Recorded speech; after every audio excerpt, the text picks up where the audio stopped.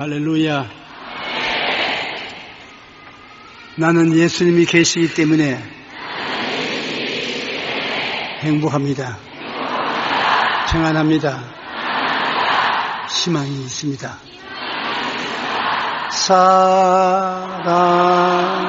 사랑하는 자, 내 영혼이 잘된같이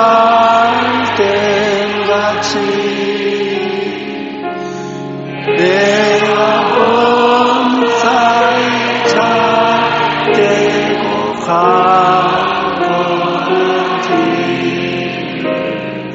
내가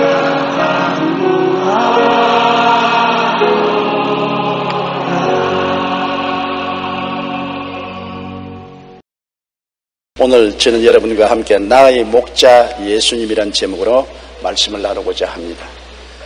유대 광야에 사는 양은 목자가 없이는 생존 불가능합니다. 푸른 풀밭 쉴만한 물가로 목자가 인도하고 또 사나운 들짐승에서 목자가 지켜주지 않으면 언제 찢겨 죽을지 알 수 없는 처지에 놓여 있습니다. 하나님은 양을 치는 다윗을 통하여 하나님께서 인생의 목자가 되심을 우리에게 밝혀주고 있는 것입니다. 우리가 삶을 살면서 사망의 엄침한 골짜기를 다닐 때가 수없이 많습니다. 삶을 사는 과정에 크고 작은 절망의 골짜기가 우리를 피해가지 않습니다. 우리는 가끔 가다가 영적인 사망의 엄침한 골짜기를 지날 때가 있습니다. 갑자기 기도가 막히고 말씀을 읽어도 전혀 마음에 들어오지 아니하고 예배드리기 싫고 찬송드리기 싫고 영혼의 캄캄한 밤이 다가오는 것입니다. 아무리 하나님을 찾으려고 몸부림쳐도 하나님은 구만리장천 멀리 계신 것 같고 나는 버림받은 것과 같습니다. 온 사탄이 모여들어서 너는 버림받았다, 너는 필요 없는 존재다, 너는 이제 별 볼 일 없는 인생이 되었다고 부정적인 생각을 갖다 줍니다. 영혼의 캄캄한 밤, 사망의 엄침한 골짜기를 지날 때가 가끔 있습니다. 또한 우리는 정신적인 사망의 엄침한 골짜기를 지날 때가 있습니다. 어제 텔레비 뉴스에 보니까 어떤 주부가 아파트에서 뛰어내려서 자살했다 했습니다. 마음에 얼마나 좌절과 절망과 우울증이 있기 때문에 자기의 생명을 날려서 죽음에 이르게 하는 것입니까? 마음의 고통은 육체의 고통보다 더 심한 것은 육체의 고통은 눈에 보이지만은 마음의 고통은 사람들 눈에 보이지 않고 혼자서 앓기 때문에 더 괴로운 것입니다. 사람이 마음속에 염려, 근심, 불안, 초조, 절망, 좌절, 우울증에 걸렸을 때 진실로 사망의 엄침한 골짜기를 지납니다. 거기에서 해를 받지 않으려고 발버둥을 쳐도 별 도리가 없는 것입니다. 또한 인간은 육체적인 사망의 엄침한 골짜기를 지날 때가 많이 있습니다. 갑자기 젊은 청춘에 청천벽력 같은 진단을 받을 때가 있습니다. 당신은 암이요, 6개월밖에 살 수 없어, 간암이요, 폐암이요, 당신은 관절염이요, 신장염이요, 온갖 병을 앓게 되고 갑자기 육체의 고통 속에 깊이 빠져들어가게 되는 것입니다. 건강한 사람들은 활개를 치고 다니는데 왜 나는 이 모양일까? 물끄러미 바라보면 길거리에서 동냥을 하고 있는 거지가 얼마나 건강하게 동냥을 하고 있는지 부럽기 짝이 없습니다. 육체적인 사망의 엄침한 골짜기를 통할 때가 있습니다. 물론 생활의 사망의 엄청난 골짜기도 많이 통하지요. 직장을 잃어버렸었을 때 사망의 엄침한 골짜기를 통하지요. 가정에 염려 근심이 다가오고 부부간 갈등이 있을 때 죽고 싶은 생각이 나는 것입니다. 사업이 무너지고 금전적으로 깊은 시련에 빠졌을 때 사망의 엄침한 골짜기에 빠지게 되는 것입니다. 시편 18편 4절에 사망의 줄이 나를 얽고 불의의 창수가 나를 두렵게 하였다고 했으며 예레미야 예가 1장 20절에 내가 환난을 당하여 나의 애를 다 태우고 나의 마음이 상한다고 말한 것입니다. 인간 두려움을 연구한 유 미슐린 박사는 어린아이가 세상에 태어날 때 벌써 3가지 두려움을 가지고 태어난다고 했습니다. 높은 데서 떨어지는 두려움, 큰 소리에 대한 두려움, 그리고 안 안아주는 버림받은 두려움. 이것이 어린아이가 태어날 때부터 가지고 있는 두려움이요, 한평생 우리 마음속에 가지고 있는 두려움이라는 것입니다. 높은 데서 떨어지는 두려움은 장차 살아가면서 직장에서 떨어지고 지위에서 떨어지고 시험에서 낙방하고 사업에서 뒤처지는 두려움으로 변화되고 높은 소리에 대한 두려움은 사람들에게 비난, 공격, 사람들의 비평을 받는 것에 대한 두려움으로 변화되고, 버림받은 두려움, 외로운 두려움, 소외된 두려움, 홀로 죽어야 된다는 두려움, 이런 두려움으로 우리의 마음을 엄습해오는 것입니다. 사람들은 태어날 때부터 벌써 하나님 없이 태어나기 때문에 두려움을 가슴에 품고 태어나는 것입니다. 아담과 하와가 하나님을 떠나 에덴을 나갔을 때부터 인간에게는 두려움이라는 형벌이 끊이지 않고 다가왔으며, 이것은 어머니 배총에서 떨어질 때부터 벌써 그 마음속에 두려움을 가지고 태어나는 것입니다. 그런데 이 두려움을 당하는 고통은 말로 다 할 수 없어요. 왜? 두려움에는 해를 받기 때문인 것입니다. 고통과 낭패와 파탄을 당할 것을 상상할 때 마음이 얼어붙는 두려움을 느낍니다. 두려움은 두려움을 낳습니다. 우리 상상 속에 두려움을 생각하고 낭패와 실망을 생각하면 눈덩이처럼 두려움이 커져서 상상 속에 우리를 파멸하고 달라드는 것입니다. 잠언서 1장 27절에 너희 두려움이 광풍같이 임하겠고 너희 재앙이 폭풍같이 이르겠고 너희 근심과 슬픔이 임하리라고 말씀한 것입니다. 불안과 두려움은 엄청난 파괴력을 가지고 있는 것입니다. 욥을 보십시오. 욥이 항상 마음에 불안하고 두려워하는 것은 어떤 일인지 이유 없이 마귀가 갖다 준 두려움인 것입니다. 어느 날 갑자기 내 10자식들이 다 죽지 않을까, 내 재산을 다 잃어버리지 않을까, 내가 병들고 버림받지 않을까, 이러한 얼토당토하는 두려움이 그 마음을 늘 괴롭혔습니다. 그런데 어느 시간이 지나자 그 두려움대로 다가온 것입니다. 마귀는 바로 두려움을 갖다 주고 난 다음에 그에 해당하는 환난을 가져오는 것입니다. 욥은 하루아침에 재산을 다 빼앗기고 마는 것입니다. 원수들의 침략에 들어와서 다 빼앗았습니다. 자녀들이 한 집에서 잔치하다가 집이 무너져서 다 죽었습니다. 그 몸이 고칠 수 없는 피부병에 걸리고 처참하게 고통당하고 아내는 떠나가고 그는 파멸당한 것입니다. 그는 욥은 욥기 3장 25절로 26절에 내가 두려워하는 그것이 내게 임하고 내가 무서워하는 그것이 내 몸에 미쳤구나. 나에게는 평안도 없고 안일도 없고 휴식도 없고 다만 불안만 남았구나 하고 말하는 것입니다. 마음에 언제나 마귀는 불안과 공포를 먼저 갖다 주어서 불안을 쳐다보라, 공포를 쳐다보라, 불안을 생각하라, 공포를 생각하라, 눈덩이처럼 불안과 공포를 키워놓고 난 다음에 불안과 공포를 통해서 도적질하고 죽이고 멸망시키는 일을 하는 것입니다. 요한일서 4장 18절에 두려움에는 형벌이 있음이라. 두려워하는 데는 그에 해당하는 형벌이 따라오는 것입니다. 그렇기 때문에 우리가 두려움을 마음속에 가지고 살 것이냐, 두려움 대신에 예수님을 바라보고 두려움을 극복하고 살 것이라는 것은 굉장히 중요한 것입니다. 두려움을 그대로 내버려 두면 큰 낭패를 가져오게 되는 것입니다. 두려움은 바로 마귀의 촉수가 되어서 우리에게 다가오는 것입니다.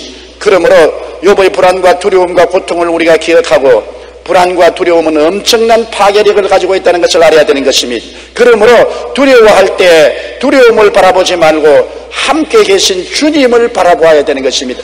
내가 사망의 음침한 골짜기로 다닐지라도 해를 두려워하지 아니할 것은 주께서 함께 계심이라. 주님이 함께 계시지 아니하면 두려움을 이길 수가 없습니다. 인생을 살아가는데도 두려움이 굉장한 역할을 합니다. 혼자서 가면 두렵습니다. 두 사람이 산길을 걸어가면 두렵지 않습니다. 큰 집에 혼자서 자면 두렵습니다. 다른 사람이 함께 있으면 두렵지 않습니다. 그러므로 주님이 함께 계신 것을 바라보게 되면 두려움을 극복할 수가 있는 것입니다.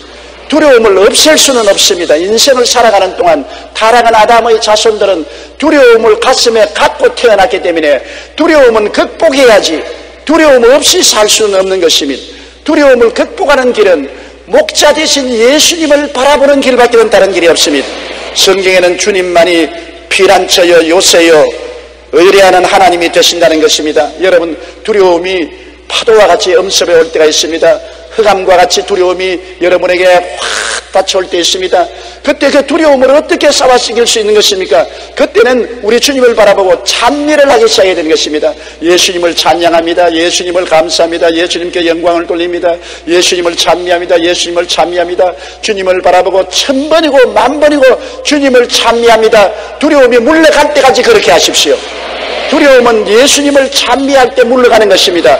이스라엘의 하나님은 찬양 중에 계십니다. 여러분이 다른 기도를 하지 마십시오. 주님 나를 도와주소서, 나는 괴롭습니다 하면 그 두려움이 확대될 수가 있는 것입니다. 두려움이 다가올 때는 하나님을 찬미하면 두려움은 햇빛 앞에 녹아지는 안개와 같이 사라지는 것입니다. 그러므로 두려움이 다가올 때는 있는 힘을 다하여 주 하나님 아버지와 예수님을 감사하고 찬양하십시오. 단순한 말로 복잡한 기도를 하지 마시고 아버지를 감사합니다, 예수님을 찬양합니다. 아버지를 감사합니다, 예수님을 찬양합니다.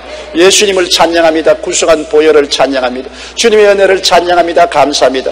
계속하면 두려움은 예수님의 영광 가운데서 녹아져 버리고 마는 것입니다.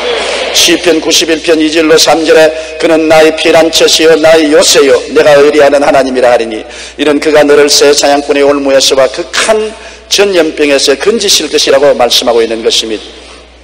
주님의 지팡이와 막대기를 생각하십시오. 주님은 우리에게 찾아올 때 빈손 들고 오지 않습니다.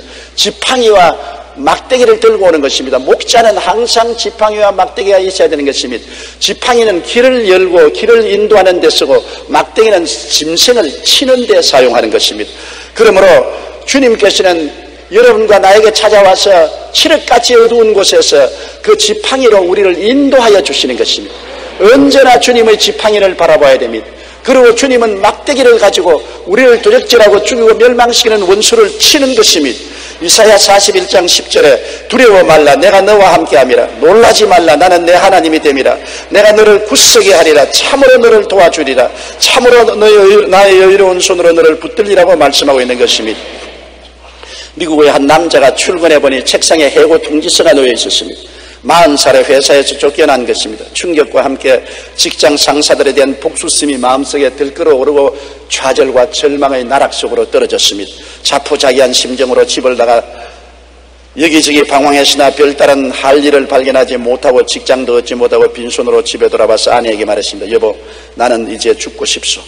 모든 노력을 다해봤지만 아무것도 되는 일이 없어. 나는 버림받았어. 그 말에 아내는 당신이 시도하지 않은 게 한 가지 있지 않아요? 진지하게 기도해 보십시오. 기도를 안 해보고 왜 다른 일만 하고 낙심을 합니까? 그런데 이상하게 그 말이 마음에 감동을 주었습니다. 그는 아내와 함께 기도하기 시작했습니다. 며칠이 지나자 마음속에 직장과 상사를 향한 복수심이 사라져버리고 말았습니다. 마음이 편안해졌습니다. 그리고 기도 가운데 새로운 사업을 시작해보자는 아이디어가 떠올랐습니다. 그는 집을 담보로 은행에서 융자를 얻어 조그마한 건축업을 시작해서 5년 뒤에는 열심히 일한 덕분으로 안정된 기업체로 자리 잡았습니다. 그는 건축을 하기 위해서 이곳저곳으로 떠돌아다닐 때 호텔에 있어야 되는데 보통 호텔은 너무 비싸서 있기가 곤란하고 낮은 호텔은 너무 더럽고 시설이 불안해서 있기가 곤란합니다. 그래서 값싸고 깨끗하고 좋은 호텔이 있으면 좋겠다고 생각해서 어디 내가 그 호텔을 한번 지어보자. 기도하고 난 다음 하나님의 도움을 받아 값이 싸고 깨끗하여 일반 사람들이 다 가족들과 즐겁게 호텔에 들어갈 수 있는 그런 호텔을 짓기 시작했습니다. 결국 이 호텔 사업은 사람들에게 큰 호응을 얻게 되어 세계적인 체인으로 성장했습니다. 이 사람이 바로 홀리데이인 호텔인 창업주 캐먼스 윌슨인 것입니다. 홀리데이인이라면 온 지구상 어느 곳에 가도 있습니다.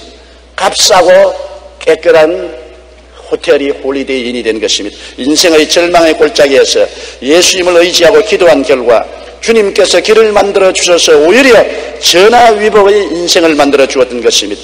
사망의 엄침한 골짜기를 지날 때 우리는 목자 되시는 예수님을 바라봐야 되는 것입니다. 프랑스의 종교개혁자 존 켈빈은 시편 23편 4절의 내가 사망의 엄침한 골짜기로 다닐지라도 해를 두려워하지 않을 것은 주께서 나와 함께 하시려는 구절을 이렇게 해석했습니다. 다윗이 두려워하지 않는다는 것은 아무런 두려움이 없다는 것이 아니다. 아주 많은 종류의 두려움이 엄습할 때가 많이 있었지만 그 두려움에 지지 않고 어디든지 목자가 있는 곳을 따라간다는 것이다. 그는 때때로 자기에게 다가올 모든 위험을 알고 있음에도 불구하고 목자의 지팡이 끝에 시야를 고정시키고 따라간다. 여기서 다윗은 위험과 시험으로부터 유일한 승리의 길은 오직 자신을 던져 목자를 따르는 길밖에 없다는 것을 선언한다. 그보다 더 좋은 길은 없다. 아니 그 외의 길은 없다. 그 외의 길은 위험의 길이요 사망의 길인 것이다. 온 세상이 두려움과 사망으로 꽉 들어 찼는데 우리가 두려움과 사망의 골짜기에서 벗어나는 길은 목자를 바라보고 지팡이 끝을 따라가는 길밖에는 다른 도리가 없습니다. 내가 길을 찾아 헤매고 내가 나를 보호하려고 하다가는 사망에 이르고 패배에 이르고 마는 것입니다. 진정한 위험과 사망은 예수님을 떠나 살아갈 때 찾아옵니다. 우리가 목자 되신 예수님을 의지하기만 하면 어떠한 상황에도 두려움을 이기고 승리할 수가 있게 되는 것입니다. 둘째로 원수의 목전에서 하나님은 상을 베풀어 주시는 하나님이라고 말한 것입니다. 하나님께서는 사망의 엄침한 골짜기에 같이 계셔서 목자가 되셔서 해를 받지 않고 통과하게 만들어 주실 뿐 아니라 원수가 오면 원수 앞에 밥상도 차려주시겠다는 하나님이신 것입니다. 역대하 20장에 보면 유다의 여호사밧 왕 이야기가 있습니다. 여호사밧 왕이 통치할 때 모압, 암몬, 마온 연합군이 불시에 침공을 해왔습니다. 이스라엘이 위험에 처하고 예루살렘이 함락될 위기에 처했습니다. 너무나 원수의 앞에서 절망한 여호사밧이 두려움과 고통으로 금식기도를 선포하고 전 국민을 성전으로 모으고 성전뜰에서 통곡하며 하나님께 기도했습니다. 역대하 20장 3절로 4절에 여호사밧이 두려워하여 야훼께로 낯을 향하여 간구하고 온 유다 백성에게 금식하라 공포하며 유다 사람이 야훼께 도움을 구하려 하여 유다 모든 성읍에서 모여와서 야훼께 간구하더라. 그런데 그들이 간구하고 부르시니 주님께서 응답하신 것입니다. 예레미야 33장 3절 말씀대로 너희는 내게 부르짖어라. 내가 내게 응답하겠고 내가 알지 못하는 크고 비밀한 것을 보여주려고 말한 것입니다. 부르짖어 기도해서 하나님의 들으심을 받아야만 되는 것입니다. 역대하 20장 14절로 17절에 보면 야훼의 영이 회중 가운데서 레위 사람 야시엘에게 임하였으니 그는 아삽 자손 마띠나의 현손이요 여이엘의 정손이라 브나냐의 손자여 스가랴의 아들이더라. 야시엘이 이르되 온 유다와 예루살렘 주민과 여호사밧 왕이여 들을지어다. 야훼께서 이같이 너희에게 말씀하시기를 너희는 이 큰 무리로 말미암아 두려워하거나 놀라지 말라. 이 전쟁은 너희에게 속한 것이 아니라 하나님께 속한 것이니라. 내일 너희는 그들에게로 날아가라. 그들이 시스고개로 올라올 때 너희 골짜기의 여루엘들 앞에서 그들을 만나려니와 이 전쟁에는 너희가 싸울 것이 없나니 대열을 이루고 서서 너희와 함께 한 야훼가 구원하는 것을 보라. 유다와 예루살렘아 너희는 두려워하지 말며 놀라지 말고 내일 그들을 맞서 나가라. 야훼가 너희와 함께 하리라 하셨느니라. 원수가 다가올 때 원수보다 훨씬 크신 야훼 하나님이 함께 한다는 것을 알라고 선지자를 통해서 말한 것입니다. 야훼에게서 함께 계시면 우리가 하나님을 의지할 수 있지 않습니까? 볼지어다 내가 세상 끝날까지 너와 항상 함께 하리라. 너희 두세 사람이 내 이름으로 모인 것이는 나도 너희 가운데 있겠노라. 그날에는 내가 아버지 안에 너희가 내 안에 내가 너희 안에 있는 것을 너희가 알리라. 오늘 우리 예수 믿는 사람의 특권은 어떠한 위기에 처해도 하나님이 함께 계신다는 것입니다. 태산 줄령이 다가와도 하나님이 계시고 바다 파도가 엄습해 와도 하나님이 계시고 원수들이 무리를 지어오더라도 하나님이 같이 계신다. 우리는 하나님의 등 뒤에 숨을 수가 있는 것입니다. 원수가 오면 하나님께서 원수를 맞이해서 진수성찬을 차려주는 것입니다. 하나님께서는 모압과 암몬과 마온 연합군이 올 때 시스고개에 나가서 그들을 마중해서 싸우지 마라. 하나님이 대신 싸워주마. 그래서 여호사밧 왕은 시스고개에 성가대를 조직해서 군대 앞에 거룩한 옷을 입힌 성가대원들을 통해서 찬양을 부르기 시작한 것입니다. 원수 앞에 찬양을 부르는 것이 가장 좋지 않아요. 야훼를 찬양하라. 그는 선하시고 인자하심이 영원하다고 찬양을 부르니 그 시에 하나님의 성령의 역사하심에 자중진환이 벌어져서 모압과 암몬과 마온 병사들이 서로 찔러 죽이고 서로 베어 죽이고 난장판을 찍어서 스스로 전부 자멸하고 완전히 연합군은 무너지고 이스라엘 백성들은 그 전리품만 획득하게 된 것입니다. 원수의 목전에서 진수성찬 차려진 것입니다. 원수가 오지 않으면 진수성찬도 없지만은 원수가 오면 좋은 일도 일어나는 것입니다. 따라 말씀해서 원수가 오면 좋은 일도 따라온다. 좋은 일이 먼저 오는 것이 아니라 원수가 먼저 오고 난 다음에 좋은 일이 다가오는 것입니다. 제가 수레문에서 목회할 때 우리 성도 한 분 중에서 재봉틀 장사를 하는데 새벽 기도를 갔다가 집에 가니까 도둑이 와서 재봉틀을 가지고 갔습니다. 그때 신거 재봉틀이라는 재산 목록인데 재봉틀을 가져갔으니 얼마나 낙심을 해서 저에게 뛰어와서 말했습니다. 목사님, 새벽 기도를 하고 가니까 도둑놈이 들어와서 싱거 재봉틀을 가지고 갔었습니다. 하나님이 왜 재봉틀 갖는 도둑놈이 못 들어오게 못했습니까? 그 제가 한 말은 하나님이 큰 축복을 주시기 전에 마귀가 먼저 다가온다. 낙심시키기 위해서, 원망하고 불평함으로 하나님이 복을 받지 못하게 하기 위해서 그렇게 한다. 그러므로 여기에 살리는 찬양하는 일이다. 하나님이 재봉틀 마귀가 가져가시니 감사하다고 찬양을 해라. 원수의 목전에서 찬양을 해야 된다. 원망 불평 탄식하면 오는 축복을 막게 하려고 마귀가 그렇게 한 것이니 찬양을 하라. 그래서 그 집사님이 하나님 재봉틀 날아간 것 감사합니다. 마귀가 와서 새벽기도 할 동안에 재봉틀 훔쳐간 것 감사합니다. 그렇게 찬양을 하더니만 얼마 있지 않냐, 그 남편이 우연한 길로 인도를 받아서 외국의 재봉틀 회사와 연결이 되어서 한국의 재봉틀 제작 회사 사장이 되어버리고 마는 것입니다. 하나님께서 오히려 원수의 목전에서 진수성찬 차려준 것입니다. 여기에서 꼭 조심해야 될 것은 원수의 목전에서 원망 불평 탄식하면 모든 것이 끝장나고 맙니다. 싸움은 하나님이 싸워주시는 것입니다. 원수 앞에서 찬양하고 박수치고 발을 구르고 영광을 하나님께 돌려야 되는 것입니다. 그러면 원수가 한 길로 왔다가 7길로 도망치고 하나님은 진수성찬 차려주시는 것입니다. 시편 118편 5절에 내가 고통 중에 야훼께 부르시었더니 야훼께서 응답하시고 나를 넓은 곳에 세우셨도다. 고통이 다가오면 하나님께 부르짖어 기도하고 하나님이 같이 역사해 주심으로 전에보다 더 넓은 곳에 세워주시는 것입니다. 더 축복받은 곳에 세워주시고 성공한 곳에 세워주시는 것입니다. 예레미야 32장 41절에 내가 기쁨으로 그들에게 복을 주되 분명히 나의 마음과 정성을 다하여 그들을 이 땅에 심으리라고 말씀한 것입니다. 셋째로 내 평생의 선하심과 인자하심이 정녕 나를 따르니 내가 야훼의 집에 영원히 거하리라고 말씀한 것입니다. 하나님 섬기고 하나님을 따라가면 내 한평생을 사는 동안 하나님이 언제나 나를 선하게 보시고 인자하시게 돌보아 주신다는 것입니다. 부모는 짐승이나 인간이나 자식에게 선하고 인자하게 대해주는 것입니다. 어떤 부모라도 자식에게 선하고 인자한 마음을 갖지 않은 사람이 없는 것입니다. 김서만 목사님이 캄보디아에 갔었을 때 일입니다. 동물원 운영하는 장관이 자기 동물원에 가보자고 해서 푸놈펜에서 쇠고기와 돼지고기를 트럭에 잔뜩 싣고 동물원 운영하는 데 갔답니다. 그 나라에는 동물원 장관도 다 있어요.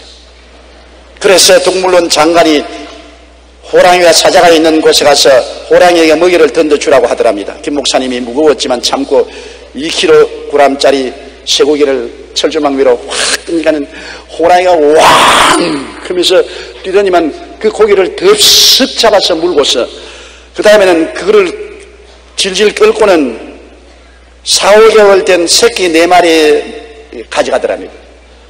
그 호랑이가 새끼를 낳은 지가 4, 5개월 되는데 새끼 4마리를 낳았어요. 근데 4마리 새끼에게 그것을 갖다 주니까 새끼들이 서로 앙얼거리면서 그 고기를 다다가 먹어도 엄마는 입맛만 다시고서 안 먹더랍니다. 가만보니까 어미 호랑이는 여배 가지고서 갈비뼈가 듬성듬성 나왔어요. 그렇게 고기가 먹음직하고 먹고 싶은데도 짐승도 고기를 받아가지고서 자기가 먹지 않고 새끼가 다 먹도록 기다려서 새끼가 먹고 남겨놓은 찌꺼기만 먹더랍니다. 그걸 보고 김성환 목사님이 가슴이 뭉클해서 눈물이 앞을 가렸다는 것입니다. 왜냐하면 김 목사님은 어머니 생각이 나서 우셨대요. 여러 남매가 정신없이 먹으며 서로 먹으려고 발버둥 칠 때 어머니가 나는 배부르다 너희만 먹어라. 나는 배부르다 나는 먹었다 너희는 먹어라. 진짜 어머니가 배부른 줄 알았대요. 그래서 김삼한 목사님 형제들끼리는 그냥 막 먹어졌겠는데 나중에 어머니 40도 안 되는 어머니의 젖이 척 늘어져 가지고서 물동이를 내면 덜렁덜렁 가죽만 남은 뼈만 남은 어머니.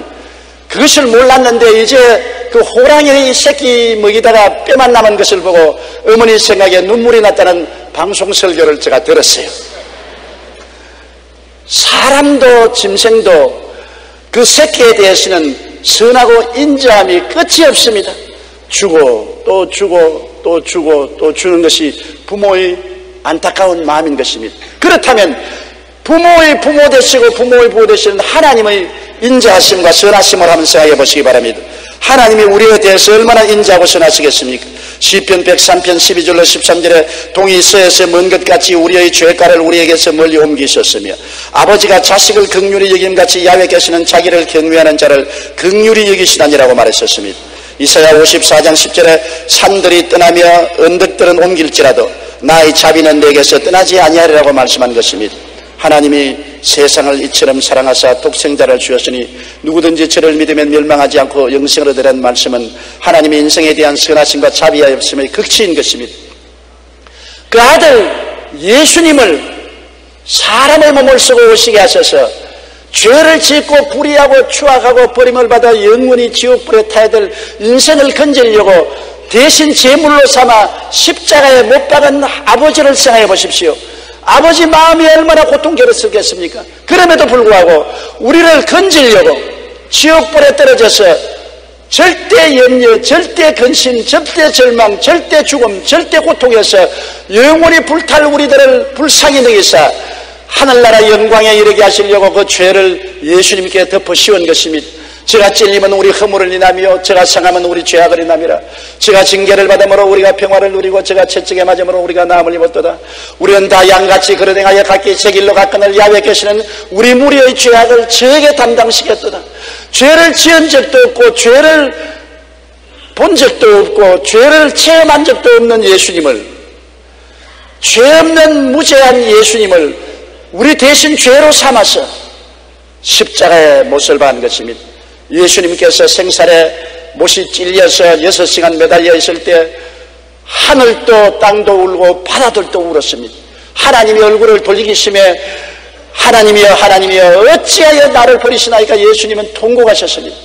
영적으로 하나님께 버림받고 마귀의 공격과 고통을 당하고 심적으로 너무나 외롭고 버림받은 심정 속에 혼자서 십자가를 걸머지고 육체적인 고통으로 몸부림치면서 그런 6시간 동안 홀로 우리의 모든 죄를 대속하신 것입니다. 이것은 하나님이 우리에 대한 무궁한 은혜요 사랑이요 자비인 것입니다. 이 예수를 구주로 모시고 하나님을 아버지라고 부른다면 어찌하여 우리가 하나님을 속상하게 하고 하나님을 불순종하고 불신앙하고 하나님 앞에 죄를 짓고 살겠습니까? 우리 위해서 이렇게 참혹하게 고통을 당하고 상처 입은 예수를 생각한다면 예수를 믿은 우리들은 마음을 다하고 뜻을 다하고 목숨을 다하고 충성을 다하여 주님을 섬기고 따르고 아버지를 섬겨야 할 것인 것입니다. 십자가에 달리신 예수님이 바로 하나님의 선하심과 인자하심의 대표적인 사건인 것입니다. 그래서 오늘날 인생이 죄를 지었음에도 불구하고 더러움에도 불구하고 버림을 받아야 마땅함에도 불구하고 죄 지은 그대로 못난 그대로 쓰레기 같은 인생이 그대로 예수님 보혈을 의지하고 씻음을 받고 긍휼을 받고 하나님과 화목을 얻고 사랑을 받고 구원을 받아 천국 영원한 영광에 들어갈 수 있게 된 것을 생각할 때 이 하나님의 자비하심과 긍휼하심, 그 인애하심을 마음속에 우리는 감동을 해야 되는 것입니다. 하나님의 은혜를 받으면 받을수록 하나님을 배반할 수 없습니다. 예수님의 은혜를 깨달아 알수록 예수님을 더 이상 십자가에 못 박을 수 없는 것입니다. 우리는 온갖 마음과 정성을 다하여 주님을 섬기고 믿고 하나님께 영광을 돌려야 되겠습니다. 우리 가슴이 그리스도의 십자가를 생각할 때 얼마나 아픕니까? 얼마나 고통을 당한 주님을 생각할 때 마음이 괴롭습니까? 우리는 주님을 다시 십자가에 못 박지 말아야 되는 것입니다. 다시 주님을 슬프게 하지 말아야 될 것입니다. 우리 주 예수 그리스도를 통해서 아버지께 영원한 영광을 돌려야 되는 것입니다. 이러므로 이제는 예수 믿음으로 값없이 마귀를 이기고 율법을 다 청산해버리고 우리의 의로운 행동도 다 청산해버리고 오직 믿음으로 말미암아 하나님의 선물로 구원을 공짜로 받게 되었으니 얼마나 감사합니까? 누구든지 저를 믿으면 멸망하지 않고 영생을 얻으리라. 남녀노유 빈부귀천할 것 없이 동서양을 막론하고 부자나 가난한 자나 아무나 상관없이 예수를 믿기만 하면 하나님의 자녀가 되고 영원한 천국의 영광에 들어가게 되는 것입니다. 안 죽을 사람 누가 있습니까? 우리는 다 육체를 벗어나야 될 때가 오는 것입니다. 육체를 벗어났을 때 순식간에 우리는 다른 세상에 들어오게 되는 것입니다. 육체를 벗어났을 때 우리는 하나님을 모르고 주님을 배반하고 살다가 육체를 벗어난 그 시간에 흑암의 세력과 함께 끌려서 영원한 지옥으로 곤두박질 치고 내려갈 사람들도 있고, 육체를 벗어났을 때 마음속에 하나님을 사랑하고 예수를 믿어 빛이 가득한 사람이 빛 가운데서 들어와서 천사들의 응애를 받아서 영원한 영광에 들어갈 자도 있는 것입니다. 성경에 주님께서 거지 나사로와 부자에 대한 이야기 보십시오. 부자는 항상 잘 먹고 잘 입고 권력을 가지고 연락해도 마음속에 아무런 하나님의 영광이 없었습니다. 거지는 비록 얻어먹고 거지고 가난하고 병들어 죽어가지만은 그 마음속에 하나님을 섬기고 하나님을 찬양하고 예배하는 신앙이 있었습니다. 둘이 다 몸을 떠나갈 때가 왔지 않습니까? 사람은 육체의 장막집을 벗을 날이 오는 것입니다. 거지는 육체의 장막집을 벗으니까 이미 마음속에 하나님이 꽉 들어차 있으므로 하나님 영광스러운 천국으로 갔고, 부자는 육체를 벗으니까 그 속에 세상이 꽉 들어차고 흑암이 꽉 들어차 있으니까 그대로 지옥으로 떨어지고 마는 것입니다. 여러분, 그러므로 우리가 예수 그리스도의 십자가를 통하여 이 좌절과 절망의 세계 속에서 죄 덩어린 우리가 용서를 받고 구원을 받고 영생을 얻고 천국에 들어갈 수 있는 자격을 얻는다는 것이 얼마나 감사한지 모릅니다. 요한계시록 7장 15절로 17절에 그러므로 그들이 하나님의 보좌 앞에 있고 또 그의 성전에서 밤낮 하나님을 섬기며 보좌에 앉으시니가 그들 위에 장막을 치시리니 그들이 다시는 줄이지 아니하며 목마르지 아니하고 해나 아무 뜨거운 기운에 상하지 아니하리니 이는 보좌 가운데 계신 어린 양이 그들의 목자가 되사 생명수 샘으로 인도하시고 하나님께서 그들의 눈에서 모든 눈물을 씻겨 주실 것이라고 말하고 있는 것입니다. 시편 23편 4절로 6절의 말씀은 고뇌에 꽉 찬 인생로에 형언할 수 없는 위안과 평안과 삶의 용기와 희망을 주시는 말씀인 것입니다. 그리고 삶의 종말인 죽음 저 건너편 찬란한 미래의 꿈도 우리에게 심어주시는 것입니다. 내가 사망의 엄침한 골짜기로 다닐지라도 해를 두려워하지 않을 것은 주께서 나와 함께 하심이라. 주의 지팡이와 막대기가 나를 안위하시나이다.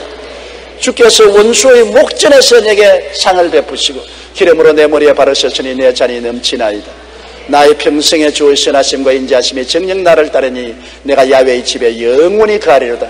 이는 하나님께서 우리의 목자 되신 그 놀라운 사실을 우리에게 가르쳐준 진리의 말씀이요, 이 말씀을 우리가 마음속에 품고 이 목자 되신 하나님을 따라갈 때 우리는 마음에 평안을 가지고 안심을 가지고 모든 어려움을 극복하고 영원한 천국의 꿈을 마음속에 넘치도록 가지고 살게 되실 것입니다. 우리 고개 숙여 기도드리겠습니다. 사랑이 많으신 우리 아버지 하나님, 이 세상에 태어난 사람들은 고고의 울음소리를 낼 때부터 마음속에 두려움으로 꽉 차 있으며 고뇌에 꽉 찬 인생 행로를 시작합니다. 내 아버지 하나님이시여, 무엇을 해도 우리는 이 두려움과 고뇌를 벗어날 수가 없습니다. 목자 되신 예수 그리스도를 구주로 모시기 전에는 인간의 힘으로 내 아버지 하나님이시여, 이 두려움을 어떻게 이길 수가 있겠습니까? 모든 두려움을 십자가에서 다 극복하고 사망과 엄부를 이기고 승리하신 예수님이 목자가 되어서 우리 가운데 와 계시니 예수님을 의지하고 마음에 큰 평안과 희망과 기쁨을 가지고 살게 도와주시옵소서. 예수님 이름으로 기도드립니다. 아멘.